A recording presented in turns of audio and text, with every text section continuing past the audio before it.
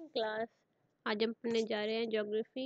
Geography is a subject today and we will start with the chapter number 2, the earth interior and its material. ठीक है, तो students come on to page number 9। We will start now. Have you ever wondered what is inside the earth? Geologists have gone down up to 10 to 12 kilometers beneath the surface of the earth to study what lies beneath. Geologists are scientists who study the earth. The digging was done using special drilling equipment. Compared to the radius of the earth, this hole is merely a scratch. ठीक है, तो आज हम पढ़ने क्या वाले हैं, अर्थ के अंदर क्या है। तो अभी जो मैंने पढ़ा तो उससे आप समझ जाओ, जो जियोलॉजिस्ट होते हैं वो अर्थ के अंदर जाते हैं। They have gone up to 10 to 12 kilometres beneath the surface of the earth, ये देखने के लिए अंदर रहता क्या है। ठीक है, वो अंदर है क्या अर्थ के। ठीक, इससे ज़्यादा अंदर अभी तक जियोलॉजिस्ट गए नहीं है। जियोलॉजिस्ट क्या होते हैं? जियोलॉजिस्ट वो साइंटिस्ट होते हैं जो कि अर्थ को स्टडी करते हैं। ठीक है, अब जो डीपेस्ट माइन है वर्ल्ड में वो पाई जाती है साउथ अफ्रीका में। ठीक है, is only 3 to 4 kilometres deep. जिसको डीपेस्ट माइन कहते हैं वो खुद में 3 to 4 किलोमीटर्स ही डीप है, क्योंकि उससे ज़्यादा डीप जाया नहीं जा सकता है। ठीक है, और क्यों नहीं जाया जा सकता? Because at 12 kilometres the pressure and temperature is so high that it can melt the toughest of equipment. आप जैसे जैसे अर्थ के इंटीरियर में जाते हैं वैसे वैसे ही आपको पता चलेगा कि इट इज़ वेरी हॉट। ये आप देखो यहाँ पे, इट इज़ एक्सट्रीमली हॉट। ठीक है, तो जैसे जैसे we go deep inside the earth surface the temperature and pressure increases. ठीक, तो इसकी वजह से the geologist are not able to go deeper than 3 to 4 kilometres. जब 12 किलोमीटर्स तक पहुंचते हैं तो सबसे बड़ा सबसे बेहतरीन drill equipment, drill and file equipment will get melt. ठीक है, वो मेल्ट हो जाएगा। क्लियर है? Okay, even though we have not been able to reach the center of the earth, we have learned about the contents of the same। ठीक है, हम वहाँ तक पहुँच तो नहीं पाए लेकिन we know what lies in the earth। ठीक है, in the center of the earth, हमें उसका कंटेंट पता है। अब कैसे पता है देखते हैं। In the early part of the 20th century, geologists studied seismic waves to learn more about the structure of the earth's interior। seismic waves क्या होता है? They are vibration generated by earthquake or man-made explosion that travel through earth। ठीक है, जब भी earthquake आता है तो ये पता चलता है ना कि it is due to the seismic waves vibrations। ठीक है, जब earthquake होगा तो vibrations होता है। एंड और क्या इसका वो है, बिकॉज जब मैन मेड एक्सप्लोजन्स होता है तो भी अर्थक्वेक जनरेट होते हैं, मैन मेड अर्थक्वेक जनरेट होते हैं। ठीक है, उसकी वजह से क्या होता है? सीस्मिक वेव्स जनरेट होती है। ठीक है, as these waves pass through earth they pass through its different layers. Since the density of each layer of earth is different there is variation in the waves. ठीक है, density हर interior की जो इनकी पहले क्रस्ट होता है और mental होता है, तो कई सारा लेयर होते हैं। तो जो सीस्मिक वेव्स की वेरिएशन होती है वो डिफरेंट होती है with each wave. The amount of time taken by those waves to pass through Earth is dependent on the material that it encounters along its path। ठीक, तो this is all about seismic waves। The change in the wave pattern helps geologists to understand the component inside the Earth। ठीक, उसके change से जब seismic waves को study करते हैं geologist तो उनके जो चेंज को पहले नोट करते हैं, उसकी स्टडी से पता चलता है the component inside the earth. ठीक, ड्रिलिंग से और फाइन इक्विपमेंट से we can not go further 12 kilometres, मगर by studying seismic wave we are able to know what the components lies inside the earth. Some layers transmit seismic waves quickly while some do not allow them to pass through at all। ठीक है, the intensity and timing of seismic waves are measured at various locations on the surface of earth to determine the density of materials at different levels inside। ठीक है, an instrument called seismograph is used to record these seismic waves। तो geologist क्या करते हैं, different places of earth पे seismic waves को study करते हैं। उनको स्टडी करने से उनको पता चलता है कि इनसाइड द अर्थ कौन कौन से मटेरियल है, कितने डेंसिटी के मटेरियल है, और इसको ये स्टडी करते हैं with the help of a seismograph. ठीक है ना।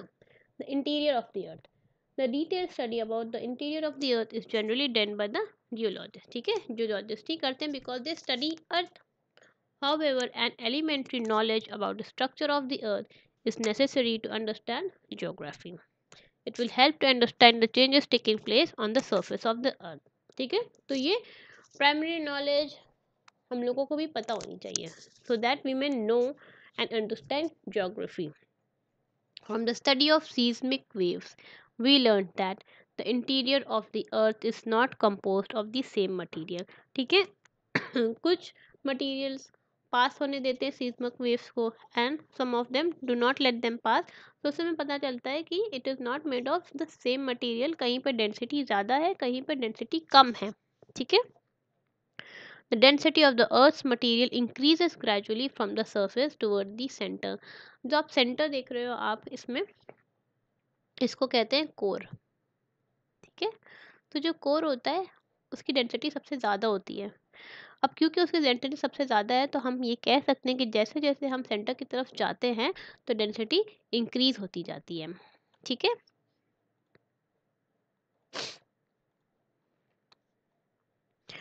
on the basis of varying density and other physical and chemical properties of the earth's material, the earth is roughly divided into three concentric layers: crust, mantle and core.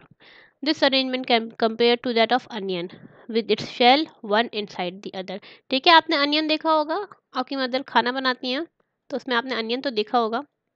तो onion में आप देखो कई सारे layers होते हैं, तो वैसे ही आप अर्थ को से कंपेयर कर सकते हो कि अर्थ में भी कई सारे लेयर हैं, कई सारे। आप you can say it is रफली divided into three concentric layer. First is crust, second is mantle and the third is core. Let us look what are them. First, let us see what is crust. The outermost and the thinnest layer of the earth is called crust. ठीक है, ये सबसे बाहर you can find crust. It consists of lightest material. Its density is lowest. The materials forming crust are mainly silica and aluminium. ठीक है, ये आपको remember करना है. The crust is also known as sial. Its average thickness varies between 8 km to 80 km. It is thickness in mountainous areas. ठीक, mountainous area में the crust is thickest and thinnest in ocean bed. Ocean bed में it is thinnest. It is broken into large continental blocks called plates which are constantly in motion. ठीक है, यहाँ पे plates पाई जाती हैं जो कि हमेशा motion में रहती हैं. The lower part of crust is known as Seema. It is called so due to the presence of silica and magnesium. ठीक है, इसको सीमा क्यों कहते हैं? Because of the presence of silica. Silica का सिंबल है SI और मैग्नीशियम का Ma.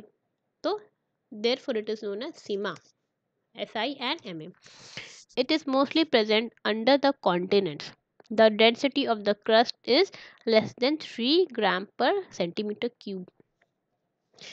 The oceanic crust is denser than the continental crust. ठीक है, तो ये हो गई बात crust की. Now let us look what is mantle. The layer located under the crust is known as mantle. तो ये हो गई second layer. It is about 2,900 kilometers thick. These rocks are so hot that it is often partially molten. तो यहाँ पे मैंने जैसे बताया था डेंसिटी इंक्रीज होती जाती है और टेम्परेचर भी इंक्रीज होता जाता है। तो यहाँ पे रॉक इतने गर्म हैं कि ये पार्शियली मोल्टन है, ये थोड़े गल गए हैं. On this layer, the rigid lithosphere plates float like ice in a pond. ठीक है, यहाँ पे float करते हैं because of the molten state. The mantle is classified into two parts. ये भी further classified है upper mantle और lower mantle में.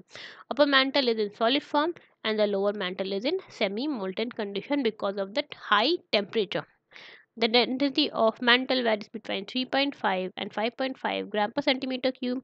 The average temperature of the upper mantle is 870 degrees Celsius, while the lower mantle has an average temperature of 2200 degrees Celsius. ठीक है, आप देखो high mantle में भी बहुत हाई टेम्परेचर है, but the temperature of lower mantle is very high 2200 degree Celsius. ठीक है, now coming on to the core which is the highest in temperature. It is innermost layer forming the metallic center of the earth is called core. The core of the earth is a dense magnetic ball. उसकी density भी सबसे ज़्यादा है और यहाँ पे उसकी temperature भी सबसे ज़्यादा है और यहाँ पे हमें मिनरल्स मिलते हैं आयरन और निकल. ठीक, तो इसको पहले आप देखो, हम इसको कहते थे क्रस्ट को सीमा कहते थे लोअर पार्ट, तो कोर को हम कहते हैं नाइफ. नाइफ क्यों कहते हैं? Because of the presence of iron. Iron का केमिकल नेम है फेरस. ठीक है, और ठीक है फेरस और मैग्नीशियम. ठीक है, तो ये बन जाता है नाइफ. ठीक है, नाइफ पे एन आई क्या इसका डिपेंड करता है, डिपिक करता है निकल को, और एफ ई डिपिक करता है फेरस को. ठीक है, the density of the core is about 11 ग्राम पर सेंटीमीटर क्यूब. कोर भी दो पार्ट में हम डिवाइड कर सकते हैं, आउटर कोर और inner core. outer core, it is so hot that even metals also melt. सारे metals इधर melt हो जाते हैं. और inner core has even high temperature. It has maximum pressure. Therefore it cannot melt even through temperature around 3700 degrees Celsius. ठीक है, तो यहाँ पे melt नहीं हो पाता because of the maximum pressure. Now ये हो गई बात हमारे 3 layers की. अब हम आते हैं rocks and minerals की. All solid parts of Earth's crust, including sand, clay, etc., are termed as rocks. ठीक है, हम कभी कभी देखते हैं सैंड को, क्ले को, दो जनरली हम उनको रॉक्स नहीं कहते, but they are also termed as rocks. Rocks क्या होते हैं? Rocks are generally composed of more than one substance called mineral. ठीक है, तो रॉक्स मेडअप होते हैं मिनरल से.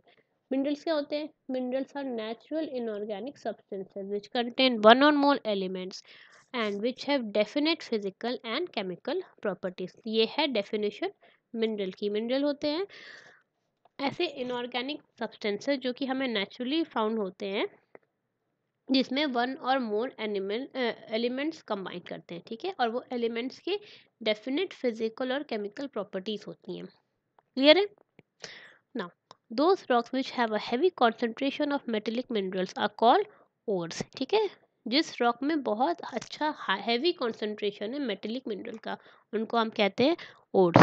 Example, aluminium is extracted from an ore called bauxite. ठीक है, और iron is extracted from hematite. तो ये एल्यूमिनियम का ओर है बॉक्साइट, आयरन का ओर है हेमाटाइट. ठीक है, नो, ये हो गई रॉक्स की बात एंड मिनरल्स. और कई सारे टाइप्स के रॉक्स होते हैं, उनको भी हम स्टडी कर लेते हैं. Rocks are grouped into 3 categories on the basis of the manner of formation. ठीक, कैसे वो फॉर्म होते हैं उसके बेसिस पे हम उनको 3 कैटेगरीज में डिवाइड करते हैं. First is igneous rock, sedimentary rock और metamorphic rocks. First, igneous rock.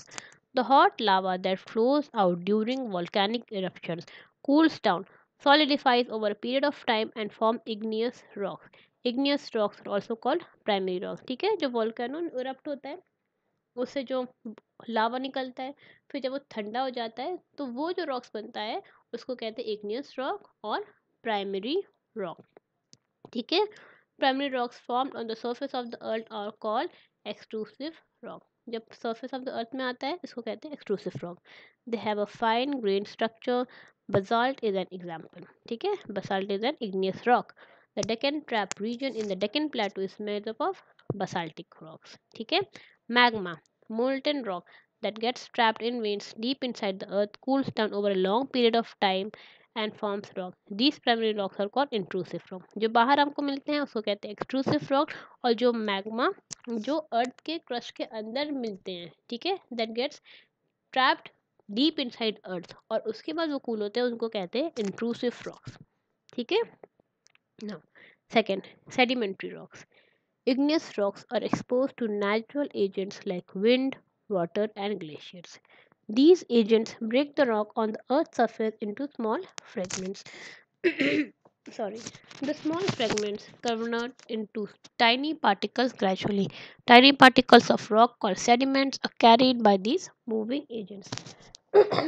Rivers, wind, and glaciers carry these small particles underwater. These deposits generally occur in layers. Rock formed in this way are known as sedimentary rocks. ठीक है, तो आप कह सकते हो sedimentary rocks कभी igneous rocks रहे होंगे। जब इग्नियस रॉक्स बाहर आ जाते हैं, जो कूल डाउन होते हैं, तो उनके ऊपर कई सारे नेचुरल एजेंट्स काम करते हैं जैसे कि विंड्स, वाटर और ग्लेशियर। उसकी वजह से ये बहुत ब्रेक हो जाते हैं और स्मॉल फ्रैगमेंट्स में डिवाइड हो जाते हैं। तो स्मॉल फ्रैगमेंट्स बहुत छोटे छोटे फ्रैगमेंट्स में बन जाते हैं, और ये जो मूविंग एजेंट्स है जैसे विंड, वाटर, ग्लेशियर, ये इनको अपने अंदर, रिवर्स, ये सब जो है कैरी करते हैं स्मॉल पार्टिकल्स को और डिपॉजिट कर लेते हैं इन लेयर्स में। तो ये जब डिपॉजिट होते हैं और वो जो रॉक्स बनते हैं उनको कहते हैं सेडिमेंट्री रॉक्स। ठीक है, these rocks always have layers और स्ट्रेचर, इनकी हमेशा लेयर्स होती हैं। Are stratified rocks, sandstone, limestone and shale are example of such type of rocks. Coal and petrol are also formed in these type of rocks. ठीक है, ये जो sedimentary rocks form हुए इन्हीं में coal और petrol form होते हैं. With the passage of time, the trapped remains of vegetation or animals change into coal or petroleum. Since remains of trapped vegetation or animals are called fossil, coal and oil are also called as fossil fuel. ठीक है, इनको हम fossil बोलते हैं ना।